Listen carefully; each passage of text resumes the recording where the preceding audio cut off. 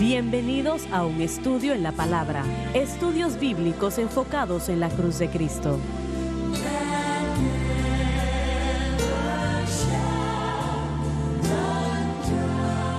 Bienvenidos hoy a un estudio en la palabra. Soy el evangelista Jimmy Swaggart junto a Lauren Larson, el doctor David Watts, el doctor Dan Paul Gray y Dave Smith. Y ustedes estamos alegres de tenerles con nosotros, quiero que lo sepan, para estudiar la palabra de Dios juntos.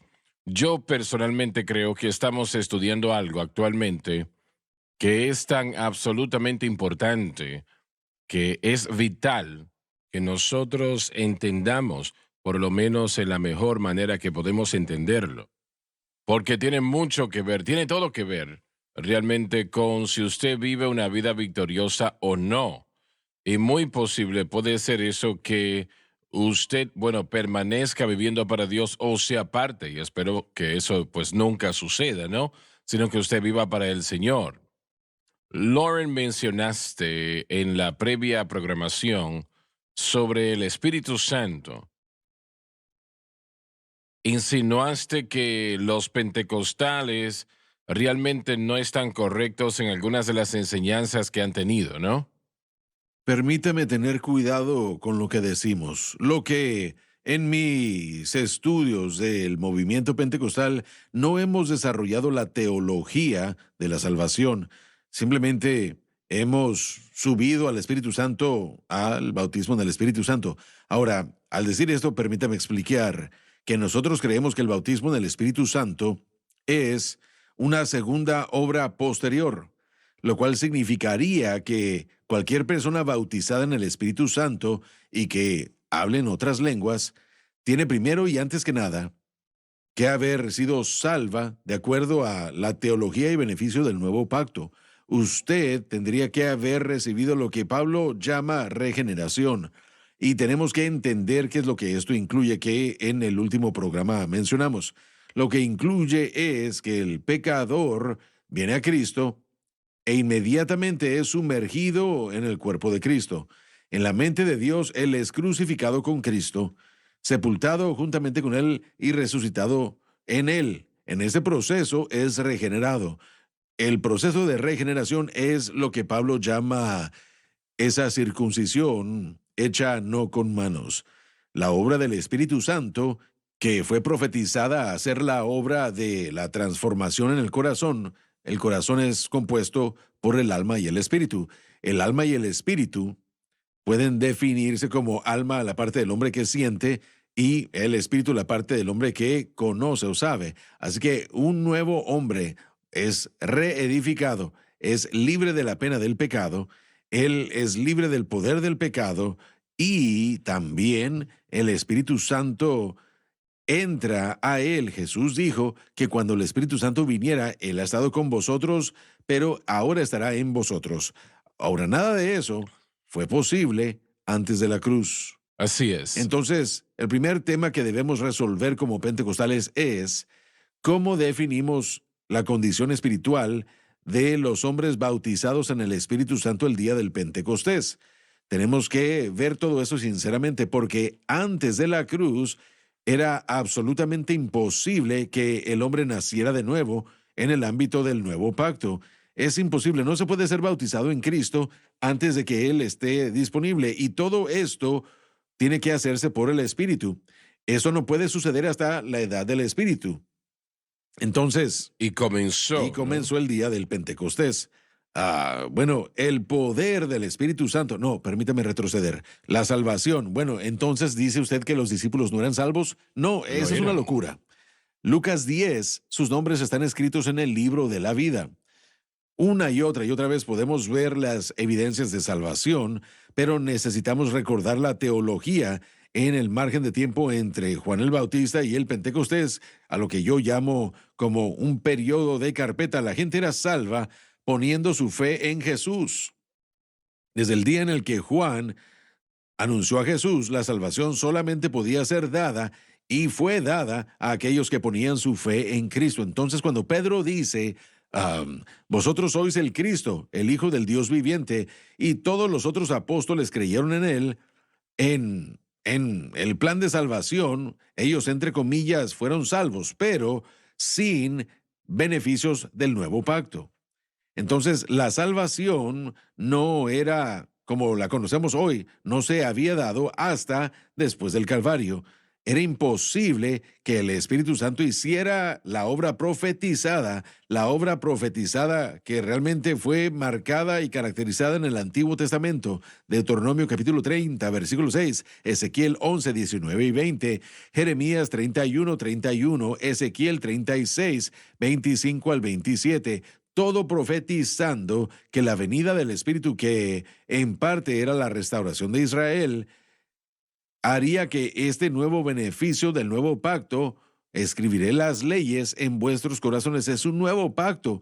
Entonces Jesús en el Calvario por, ah, paga por los beneficios del nuevo pacto, pero yo soy de la opinión, y una vez más usted puede analizarlo, y no hasta el día del Pentecostés, alguna persona fue bautizada en Cristo. No era posible. Una pregunta. Todas las cualificaciones no estaban allí. Ajá. Una pregunta.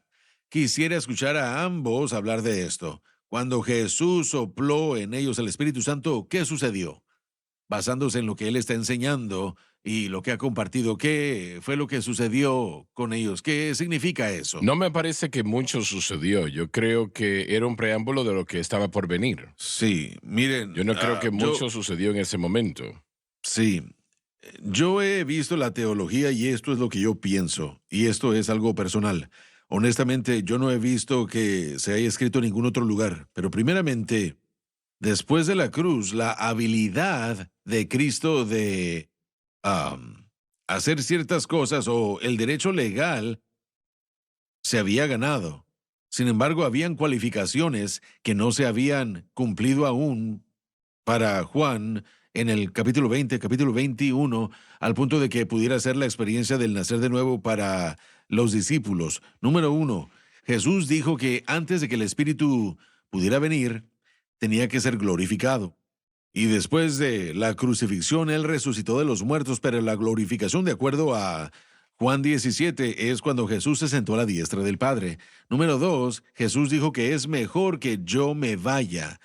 En Juan, Él aún estaba aquí. Número 3, Él dice, si yo me voy, yo enviaré a vosotros el Espíritu Santo. Bien. Entonces, cuando uno se fija en lo que Jesús hizo ese día, Él no envió al Espíritu Santo, y si lo hizo, entonces solamente lo envió para 10 personas, porque solamente habían 10 personas en ese lugar. Había un discípulo que ni siquiera estaba allí.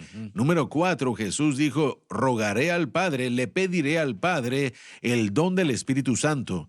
Y Él no lo había hecho aún, pero en Hechos 2:33, Pedro dijo, cuando se le preguntó qué era eso, él dijo, el Señor, exaltado por la diestra de Dios, habiendo recibido del Padre la promesa del Espíritu Santo, ha derramado esto. Y en quinto lugar, Jesús tiene que ir al cielo a ser exaltado y recibir el don del Espíritu, beneficio del nuevo pacto antes de que fuese derramado.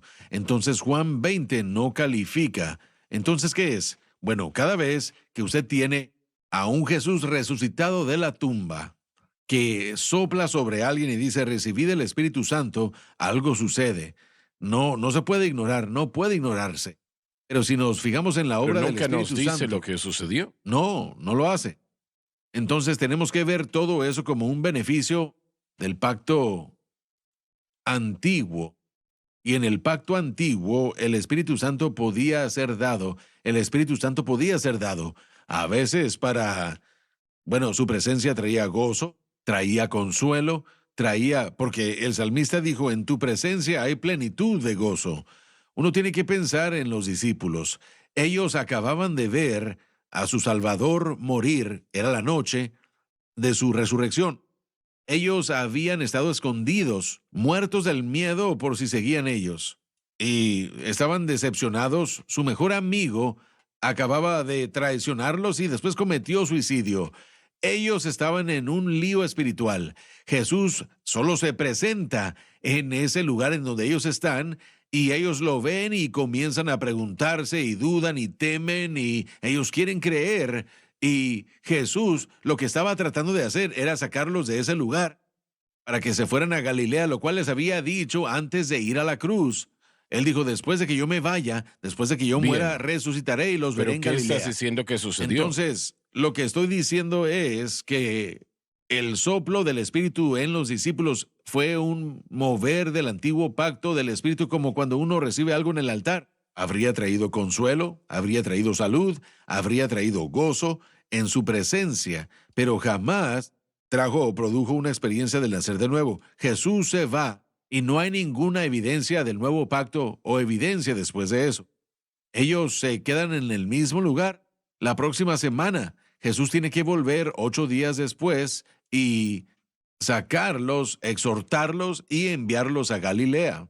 Entonces yo digo que lo que Jesús estaba haciendo era permitir que la presencia de Dios trajera consuelo y con esperanza edificar fe, pero no es una experiencia del nacer de nuevo, sino preparación para el mover del Espíritu en el futuro, y es poderoso porque es el Señor resucitado, pero no cumple con el criterio para el derrame del Espíritu o el principio del nuevo pacto. Está limitado en lo que puede abarcar y no hay experiencia o evidencia del nacer de nuevo en los discípulos desde ese momento en adelante. No se ve, no están respondiendo Creo que a lo que ello. estás diciendo es que fue un preámbulo Sí, a lo lo que es, iba a sí. suceder. Correcto, y aún así había un sentir de consuelo que habría llegado, y eso se perdió el día en el que Tomás vuelve y dice, yo no lo creo, y todos simplemente regresan a esa posición antes de la resurrección. Estaban muertos del miedo. Entonces, sea lo que sea que les haya pasado en ese momento, fue temporal, no fue algo que duró para siempre. Así es. Bueno, tenemos una dirección o no hemos hablado de lo que le dijimos al pueblo. La idea, el pensamiento que el mundo pentecostés tiene sobre el Espíritu Santo. Correcto. Una parte de esto está muy equivocado y digo esto viniendo desde ambas partes. Por lo menos yo creo que está mal. Eh, No quiere decir que el Espíritu Santo, bueno, cosas sucederán mientras Él nos bendice, nos ayuda y no sabemos por qué, pero lo hará. Tenemos que ir a la pausa y ya volvemos.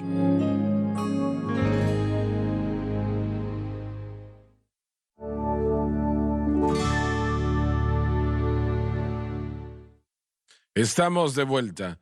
Conociéndole, doctor Gray, si usted hubiese escuchado esta programación, por ejemplo, o una programación como esta, tantos años atrás cuando usted inicialmente dijo con su mente inquisitiva, usted hubiese investigado y hubiese empezado a investigar de qué estamos hablando y qué es la naturaleza pecaminosa, la mayoría no hace eso. Sí, y eso probablemente es verdad. Siempre he sido muy inquisitivo, curioso y estudioso. Entonces, y bueno, he conducido muchos estudios, pero jamás nada me dirigió a eso. Yo fui dirigido en mis estudios a otras cosas, primordialmente el bautismo en el Espíritu Santo, los dones del Espíritu Santo así es. y todas las cosas, la sanidad A usted se divina, le la enseñó segunda venida. que si fuese bautizado con el Espíritu Santo y la evidencia de hablar en otras lenguas, eso le daría victoria sobre el pecado. Sí, y eso ayudó Claro también, que sí, hermano Swagger. claro que sí. Eso ayudó. Desde joven, yo recibí el bautismo del Espíritu Santo a los 18, siendo un joven, eso ayudó. Pero un punto que quería hacer es que desde niño en la iglesia de Dios, nosotros, cuando el predicador predicaba el domingo en la mañana, él predicaba un mensaje a la iglesia, pero muchas veces los domingos en la noche, él lidiaba con la santificación, pero la manera como lidiaban con ello era muy bien, bueno, si hay pecado en su vida, lleguen al altar. Así es. De la Entonces, misma manera ¿cuántas pienso veces yo. fue al altar? Casi todos los domingos en la noche. Yo también. Cada evangelista que predicaba los domingos en la noche tenía un convertido por lo menos. Y ese era yo, que iba al Pero altar. eso es bueno que usted vaya al altar, es una bendición, bueno. pero no le dará victoria sobre ese Correcto, problema. no. Y ese problema continuará empeorando, empeorando y empeorando en su Así vida. es. Sabiendo el libro Conociendo las Doctrinas de Myral Perman, él identifica y dice que en el Calvario Jesús nos salvó de la pena del pecado, del poder del pecado Así es. y del efecto a largo plazo del pecado. Es como él lo presentó. Y yo creo que mucha gente tiene la idea de la pena del pecado, pero no entiende cómo tener Bueno, el la poder sobre el pecado, y creo justificación que de eso trata es de lo con que la está hablando. penalidad sobre el pecado y la santificación trata con el poder del Sí, pecado. correcto. Y ahí es donde está la confusión. Lo que usted ha identificado cuando usted habla de la naturaleza pecaminosa, realmente de entender la naturaleza pecaminosa, porque yo no puedo recordar al crecer jamás haber escuchado un sermón que hablara de la naturaleza pecaminosa. Bueno, he leído cientos de libros y no estoy exagerando. Y nunca una vez leí un sermón sobre la naturaleza pecaminosa y no recuerdo que jamás vi la expresión naturaleza pecaminosa. Y esto es algo trágico porque realmente el creyente es un problema principal. Y si no lo entiende, eso va a reinar en su Bueno, vida. pero estamos un poco en negación, ¿no es No, no me como parece. estábamos? Bueno, en mi mundo, en mi pasado, yo, bueno, creo que si escuchaba que una persona tenía un problema, yo decía, bueno, tal vez usted no es salvo. Sí, no es eso lo que decimos, tal vez no es salvo. Una vez más, mire, el tema es, ¿qué es lo que Pablo dice en relación a nuestra relación con la naturaleza pecaminosa ahora que somos justificados? Porque estamos lidiando aquí con gente santificada, justificada, salva, nacida de nuevo, y en el sentido de la santificación instantánea han sido apartados para Dios. Y Dios no aparta ni santifica a personas que no han sido purificadas. Entonces la libertad de la naturaleza pecaminosa es experimentada en el momento de salvación, pero si no entendemos cómo mantener aquello que se nos ha dado, o si tratamos de acercarnos al cristianismo de una manera incorrecta, entonces el resultado negativo de eso comienza a surgir, y en el caso de todo el mundo es diferente. Y Lauren, no se puede entender a menos de que se entienda la cruz y cómo el Espíritu Santo bueno, obra. sí, eso es lo que esta enseñanza hace. Así Y es. eso es lo que Pablo, por eso es que Pablo nos enseñó esto. ¿Podría incluir otra cosa? Yo creo que el doctor Gray ya tocó este punto. La mayoría de los pentecostales creen que lo que uno necesita es ser bautizado en el Espíritu Santo y después eres automático la santificación. Pero no lo es, y Sí, ese es el exactamente. problema. Exactamente. Usted es sellado. Y esa es la teología Así pentecostal es, clásica. así es. El Espíritu Santo comienza a activarse o a obrar en sus vidas en el Yo bautismo. pensé lo mismo, yo lo prediqué y Sí. lo enseñé. Sí, bueno, yo también. Miren, otro aspecto de esto es la idea de lo progresivo. Siempre he creído que la santificación es definitiva y progresiva. Eso es Progresiva, verdad. hablando de que yo voy a tener que trabajar en esto, pero esa parte de definitiva. Eso, bueno, yo jamás estudié eso hasta que vine acá. No lo entendía. El punto de que usted enfatiza de que uno es bautizado en Cristo, jamás lo había estudiado ni leído, y yo jamás lo había enfatizado en mi predicación. Yo enfatizaba la parte progresiva. Usted es perdonado, ahora hay que trabajar. Sí, pero la mayoría de nuestra obra Por es sí carnal. mismo, sí. Y estos pasajes nos dicen cómo tratar con la situación actual en la que nos encontramos. Y una vez más, todos somos diferentes, respondemos al mundo, a la carne y al diablo de diferente manera, pero la respuesta para todos nosotros, Pablo nos lo da aquí, en cuanto a cómo caminar libres del impacto de la naturaleza pecaminosa y cómo, por decir así, cómo desatar esas ramas colgantes de la caída que permanecen después de la justificación y la santificación. Eso, eso es lo que este pasaje hace, es decirnos cómo es que Cristo ganó la victoria sobre la naturaleza pecaminosa para que podamos poner nuestra fe en lo que Él hizo. Yo todavía vuelvo a lo que dije originalmente. Si ese creyente no entiende la cruz, primero que nada no entiende el pecado, no entiende la cruz y no entiende cómo el Espíritu Santo obra en esa capacidad, no es complicado, realmente es simple. Él no va a entender la naturaleza pecaminosa. Simplemente Correcto, uno van mano con a el mano. otro. El hermano Larson mencionó el término griego amartía, refiriéndose a no darle a la marca. Cuando uno no tiene el objeto correcto de fe y uno se aleja más y más de vivir como Dios quería que viviéramos. Sí, pero recuerden también que amartía aquí no es una acción. ni un estado, sino un sustantivo. Entonces, la manera como Pablo lo utiliza es definiendo el pecado interno. Y si pudiéramos comenzar ese capítulo 6, porque necesitamos entender las preguntas. Antes de que haga eso, quiero mencionar algo más. El cristiano típico en mi pasado subía y bajaba. Tal vez, bueno, han ido a la iglesia y han ido al altar y escuchan la palabra, sienten la presencia de Dios, tienen una buena semana, tal vez 2 buenas semanas y tal vez algo sucede en sus vidas y se sienten casi como que se apartaron de Dios y después quieren regresar a la iglesia y uno los ve en el altar orando y están agonizando ante el Señor en el altar. ¿Cuántas veces no hemos orado con gente así? Muy bien, están llorando, orando, tratando de tener la victoria, lidian con su pecado, ¿verdad? Algo está sucediendo en sus vidas y probablemente hicieron algo que sería un acto y todo eso. Entonces, lo que usted está enseñando, hermano Swagger, es algo tan vitalmente importante porque le ayudará a la persona a permanecer firme, así es, viviendo la vida en vez de hacer esto. No es una situación de sube y baja. Así que la mayoría del cristiano típico sube y baja. Y yo he vivido de esa manera demasiado. No tanto como algunos, pero demasiado. Bueno, tenemos eso y los demás. Hay todo un grupo que no sienten que el pecado es un problema, no es gran cosa. Simplemente pecamos un poco cada día y hasta ahí es como vamos. Así es como lidiaban con la verdad de no ser perfectos. Y así es como respondieron a ello. Pablo nos dice cómo lidiar con no ser perfectos, lo cual ninguno de nosotros lo somos por el estudio de este texto.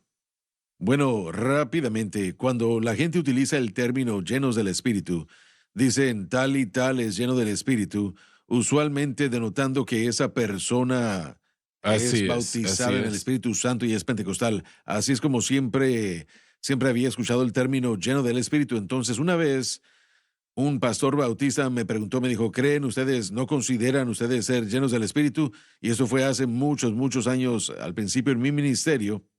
Y bueno, sí es incorrecto en cierto sentido decir que un bautista o metodista o no pentecostal no es lleno del Espíritu. Si ellos si son cristianos, porque ellos sí son llenos del Espíritu, tienen al Espíritu Santo.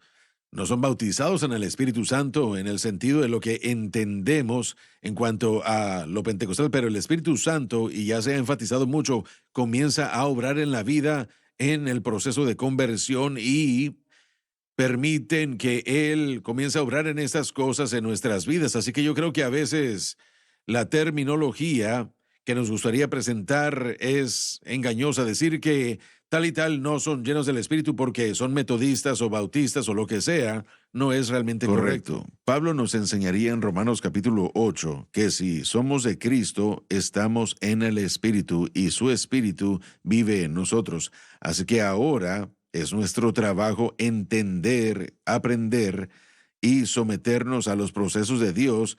¿Cómo podemos permitir que ese Espíritu que vive en nosotros haga la obra que nosotros no podemos? Probablemente el decir bautizado en el Espíritu sería más apropiado. Y recordemos también, y este es el problema con mi familia pentecostal, que no entendemos la salvación y la obra del Espíritu. Jamás, ni siquiera hemos edificado una buena teología al respecto. La teología de la salvación incluye lo que vamos a estudiar: el bautismo del individuo en Cristo, libertad del pecado, regeneración del alma y el espíritu. Somos puestos en Cristo y se nos da la presencia y el poder interno del Espíritu Santo. No solamente nos dan su nariz y sus orejas, Él entra por completo. Él está allí poderosamente para hacer la obra de nosotros. Al Espíritu Santo. Hablando del Espíritu Santo.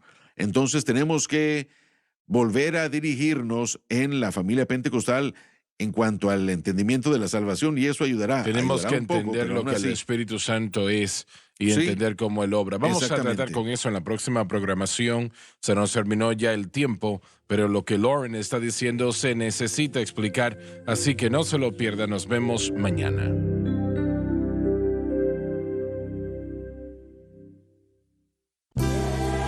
Gracias por acompañarnos en un estudio en la palabra.